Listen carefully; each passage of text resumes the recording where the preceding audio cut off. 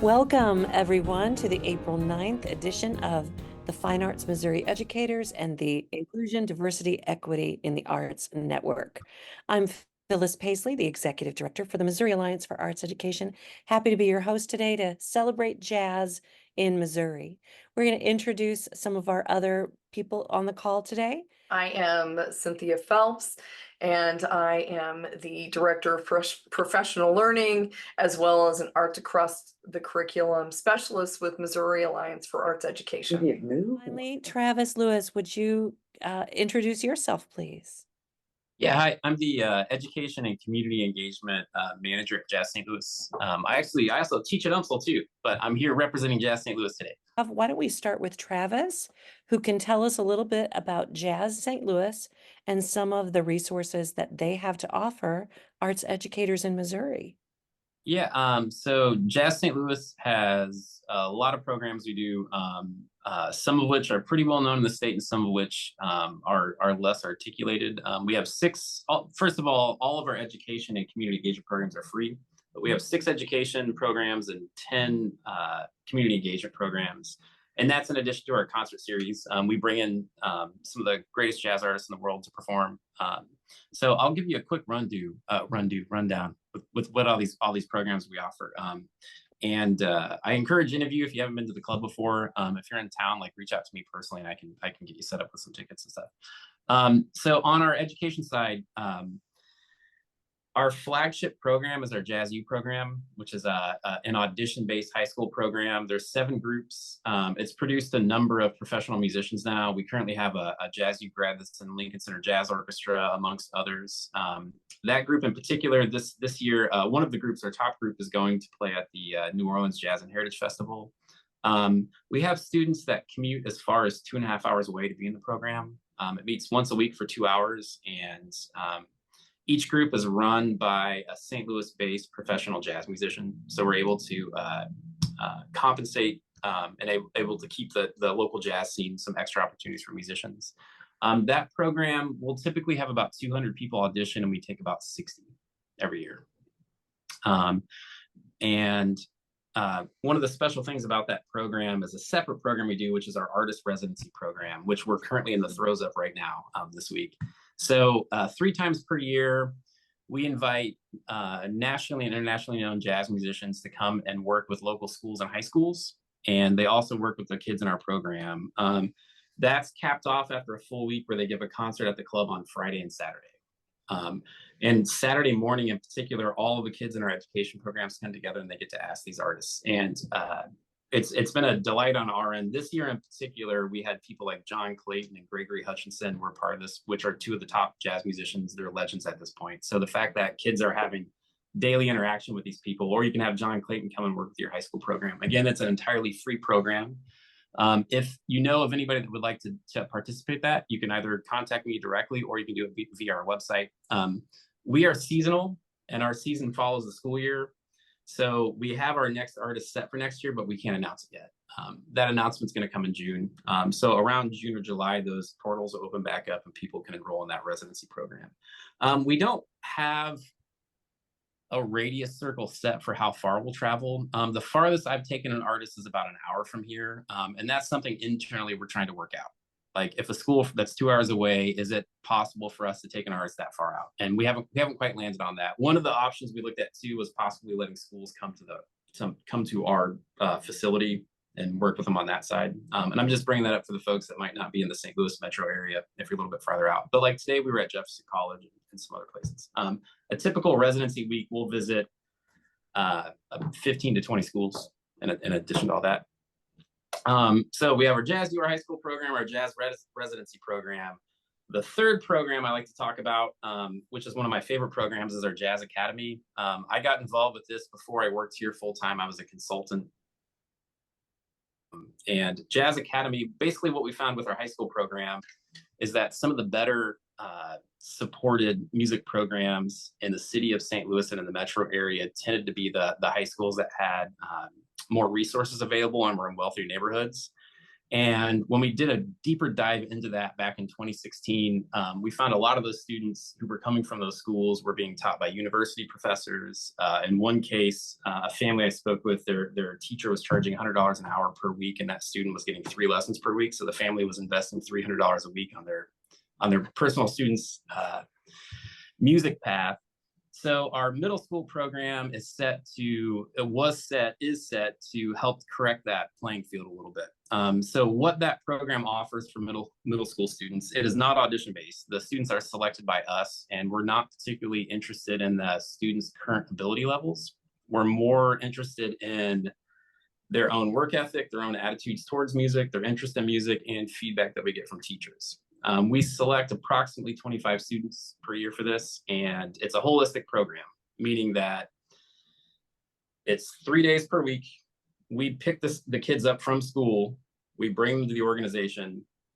They start off with some snacks, and then they get a private lesson, then they have a group ensemble rehearsal, then they have dinner, we pay for that, and then they have homework time with homework tutors. So that and then we pay for transportation home. So that it's a big commitment from parents too, because we're with their middle school kids from 3 to 7:30, 3 nights per week. So we make sure that by the time the kids are home, everything's taken care of. Parents don't have to worry about feeding them. They don't have to worry about homework. They don't have to worry about any of that. We also provide instruments when necessary. So if there's a student that really wants to play saxophone and they seem like they're going to be dedicated to stick with it, like, we will provide that. Those same students also get to work with their residency artists. And in general, the program is working. We're seeing more and more zip codes represented in our high school program, and we're getting kids from some of the neighborhoods that don't quite have the same resources that are starting to move through the ranks, including one of our first groups. The first student the first year is a trumpet player in town that's now gone to college for music and is doing great things. So for our middle school program, we have probably our most popular program, which is our Jazz for Our School series. And basically, as a concert venue, every 2 weeks we have a subscription artist, which are the big major artists. On Friday afternoons, those artists give a special concert for elementary through high school students. They have to sign up ahead of time, and we provide lunch, and we will reimburse bus transportation to the club up to a certain amount. I think it's per bus is what we do. And those are great. Those are almost all at capacity. So the club's full every other Friday with kids that come to see that. I MC those. And my first question for any of the students that are there are, how many people have been to a jazz show before? And the amount of students we get that have never been to a jazz show, like that's their first exposure to jazz, has been really powerful. I actually we had Herlin Riley last week was our performer, and he got a student wanted their shoes signed by Herlin. So we have a pretty funny picture with it, but I asked Herlin if he'd ever signed shoes before, and that was a new experience for him. But they're really powerful events. They're great. And if you know teachers that are looking for free opportunities to see some of the best jazz in the world, like, please reach out to us or sign up for our Jazz for Our Schools. Again, that's a seasonal thing. Our season's going to be ending in May, so we're full for this year, but those portals should be opening up in June or July when we announce our season for next year. Well, we would love to help pass the word, Travis, about those wonderful opportunities. Yes. Definitely. Other small things, if you're in the area, the second Saturday of each month from 11 a.m. to 1 p.m., we have our Donuts and Jazz jam session. There's free donuts, free jazz, free bagels. There's a jam session happening. You don't have to play. You can just come hang out and get some free food. We have a book club with Dr. Gerald Early from WashU that hosts it. Sometimes we bring the authors in too. That's the third Monday of each month. There's free wine and cheese at those events. You can be underage and come to those as long as you're accompanied by an adult. And again, all free. And then we have a monthly jam session that's in the evening, which is the last Tuesday of each month. And those have been pretty amazing because sometimes the artists that are in the club will come to those. So you can sit on a jam session with some of the best jazz musicians in the world. And they're fun, good events. We have a few other things too. We do a music therapy program, but that's specifically for a certain set of children with certain disabilities. It started off with a particular neuro disease whose name I can't pronounce correctly, and the doctors we work with always correct me on it, but that has now expanded into children that have mobility issues. We had a child in that program too that made vocables for the first time. And we're looking at options to expand that right now. We're in conversations with SLU about possibly getting there, but right now it lives at Rankin Jordan in Washington. So yeah, we're doing a lot over here, and I appreciate everybody's willingness to be here and talk about what offerings we have in the state. And I'm excited to hear from y'all on what else we do. Does anybody have any questions or anything for me? Yes, I would love to entertain questions from anyone. Um, how would a teacher, um, if they were attracted to some of the things that you described, how would they get started? I would start on our website. We have a banner at the top that says education, and there's a little pull down menu from there, and it's got everything you need from there. Secondly, I get a lot of email volume, and I'm always happy to talk to teachers. So you can email me directly, which is tlewis@jazzstl.org. Actually, you can email anybody on the education team here. We're all listed on the website. But I can put my email in chat too if anybody is interested in hanging out and talking or whatever we can do. I thought I'd just take us to the Jazz St. Louis website, and they would go to this concert area or the education area. Education. So, for Wonderful. example, Emerson Jazz for Our Schools is the Every Other Friday program. We got the great Wynton Marcellus with the student, and that kind of gives a basic overview of what the program is and how to sign up and all the relevant information. That's great. And there's no cost for those who are accepted into the. Absolutely no costs, and we will reimburse transportation if necessary, and we also provide lunch for all the students. I am stunned that you have that level of support, and I'm just super excited for those students who have an opportunity to take advantage of that offering. Yeah, great Is program. there anything else that you wanted to highlight from the education section before we entertain any other questions? You know, I forgot about the Essentially Ellington. We do a regional Essentially Ellington, which our Jazz at Lincoln Center has a series of middle school and high school festivals, and they work to bring curator artists to work with those bands. And we host the St. Louis area, usually at UMSL. Secondly, if you can go back up to that, we typically have about 10 schools at that. If you go back up to the education tab. Yes. So down there, it says Elementary Curriculum Partnership. That was a program that had been neglected, especially when COVID hit. We're actually currently reworking that in some pretty major ways, but we're not allowed to publicly talk about what those ways are yet. But just know that there is a lot of resources being used to develop some elementary programs right now. So hopefully we'll be able to start talking about that in early fall. Well, it sounds like we'll need to have you back as a guest again Anytime. in the future to help other people know about what you offer at Jazz St. Louis. Thank you so much. Are there any questions for Travis about what might be possible in your school? Well, Phyllis, it's not necessarily a question for Travis, but when he was speaking there about the in the elementary schools, I wonder if there's some way that could be related to our ACE program. Could we somehow, and you'll probably have to tell Travis what that is, because I'll try to explain it and won't, but because it might be a good partnership. It might be something that we can explore. Just to give context for what Dr. Gifford, Dr. Robert Gifford joined us, everyone, and we're so glad you're here. The Missouri Alliance for Arts Education has received funding for a program we call ACE, which is Arts-Centered Education, and it helps bring on-site training for teachers in arts integration. Okay, yeah, we should definitely talk about that, because that, again, I can't talk about what we're doing, but that may or may not be a good fit. Good. Well, anytime that the Alliance can increase its partnerships with the arts allies across our state, we are happy to do so. Is there anyone else who has a question for Travis? I have another question. I know you said anyone else, but Travis, and you may have gone through this, and I apologize if you have, what's the participation outstate, other than the St. Louis area, which I know is important for your organization and so forth, but what about out-state possibilities? So for our on-site hands-on education programs like Jazz U and Jazz Academy, the middle school program, obviously the middle school program, we pay for transportation. You're here 3 days a week. So that's pretty much limited to being, and our Jazz U program, the high school program, we will, like, the farthest student I know was traveling 2.5 hours each week to be in the program.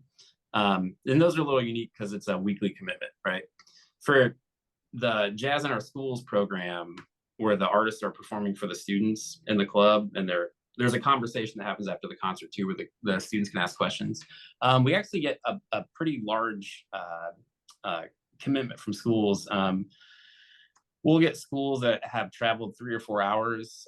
Sometimes there's music programs that might be traveling to St. Louis to do a performance or something like that, and they integrate part of that. I actually just had some conversations with a school from, it was Kentucky or Ohio. I don't recall off the top of my head. They were going to be in St. Louis, I think next March. And they wanted to know if they could prioritize signing up for one of our Emerson. So we went ahead and did it with them since they're so early with it. Secondly, our Essentially Ellington Festival, there's 2 of those that happen in Illinois. So we don't get people from Illinois. There's only one. I don't know if they're doing anything in Kansas City right now. I know the state of Arkansas does not have an Essentially Ellington Festival. So we actually get we had 3 schools from Arkansas that came up for that. One of which I think had to travel something like 5 hours. We don't really have a winner for that, but individual students get awards, and that particular school had the most individual awards. They were a really, really good band. And I think they showed their commitment by traveling 5 hours to be in a high school competition. So we get some stretch. We're not getting, people from like Pennsylvania or something like that, but regionally we get folks from a lot of different places. And I just wonder if we could help others across the state of Missouri for some of those festivals that you welcome those from outstate, that they might also choose to participate. And that's one of the reasons why we are sponsoring this session today, because we just want to spread the good news. Yeah, that's great. Well, and I'm sorry to take up the whole, but I had a meeting recently with an editor of a newspaper here in Cape Girardeau and I think maybe he's communicated with you guys. His name is Gary Russ, and they have a new venue here, which his organization is funding. It's called Scout Hall, and it seats about 300 people and so forth. And they've been doing a lot of very innovative programs. Some, the last one last week was string quartet and jazz drummer, and doing songs of David Bowie. And I think he mentioned some jazz possibilities. I know our new jazz teacher here at Southeast, Felipe Brito, you maybe have met him. But and so this gentleman, this editor, asked me to try to look for possibilities to involve this whole thing more than they're able to right now. So I don't know if that's a possibility or not, but I would have those contacts. Yeah, I mean, definitely, especially, please let them know to don't be a stranger and to reach out. That's great. Thank you so much. Well, I want to invite Bob to have more questions. I don't mean other, but anyone who has any further questions for Travis before we move on to celebrate jazz in a couple of other ways. Well, as you likely know, and anyone feel free to unmute at any time. We're such a small group. Happy to just have your voices be heard. I did invite representatives from Jazz Alive, from the American Jazz Museum, from the National Blues Museum, and from the Missouri Association of Jazz Educators to join us today. And I don't know if any of the other people who have joined a little bit later on are representing any of those organizations. I know the time of day was a barrier for some folks. And I just wanted to invite anyone else who wanted to speak on behalf of those organizations to do so. Hi there. Can you hear me? Yes. Hi, I'm Larry Green, retired band director from Iowa, and I've been living in Missouri for several years, originally from Missouri. involved in a lot of festivals and clinics. I'm a retired band director. So I've been involved in Jazz Education Network, International Association of Jazz Educators. I work with Clarence Smith often from Kansas City, do clinics around the area. Happy to answer any questions about that. Thank you so much. Can you share with us, Larry, some of the work that you've done with Clarence Smith? With Clarence, Yes, and with well, Jazz Live? I met Clarence several years ago when I started judging the 18th and Vine Jazz Festival. And at that particular, it's at the end of the year, at that particular conference, we try to give positive reinforcements to the ensembles at the end of the year. And he and I have developed a relationship and have tried and are trying to boost the membership in the Missouri Organization of Jazz Educators, which has decreased along with many other states over the years, and trying to assemble some types of activities that would attract especially young directors who probably don't have any commercial experience but are still straddled with directing jazz ensembles as per se. Thank you, Larry. I wanted to invite anyone else who has questions about jazz in Missouri to unmute and to voice them. In the meantime, what I'm going to do is share a couple of resources that I've collected in my own personal research. And I will be placing this in a chat and in an email to follow up. One of them is, of course, what you've already experienced today, learning a bit more about what's happening with our friends at Jazz St. Louis.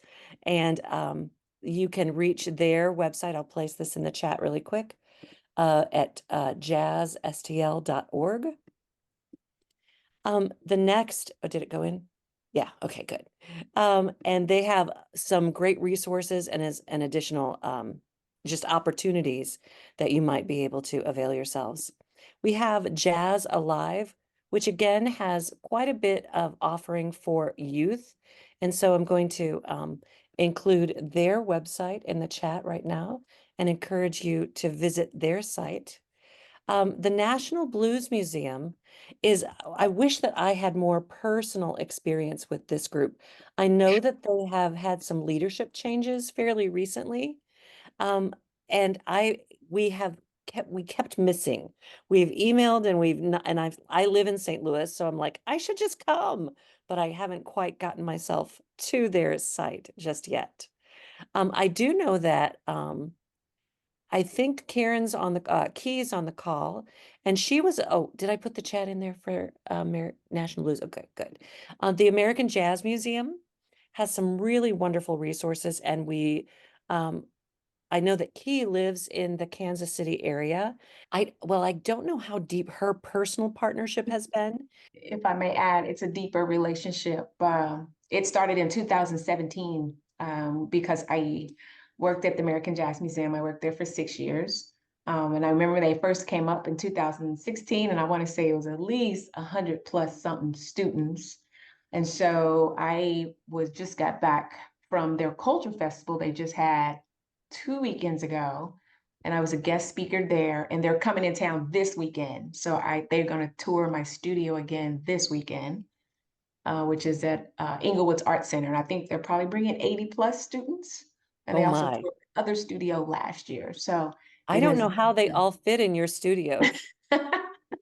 Hey, you'd be amazed how if you can squeeze art supplies in your studio, you can squeeze engaged artistic students in there as well. So it has been really good. If you get a chance, type in Inglewood's Art Center. I will. Just finished my very first solo and production March 3rd. So I did a one-woman show, reenactment of Afro-American women in history.